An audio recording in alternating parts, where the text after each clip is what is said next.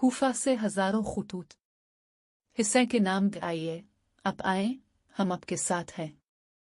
ہم یزید کو نہیں مانتے۔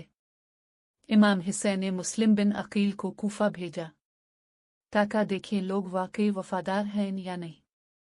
شروع میں ہزاروں افراد نے مسلم کا استقبال کیا، لیکن جیسے ہی ابن زیاد، یزید کا گورنر آیا، کوفہ والوں کے دل کانپنے لگے۔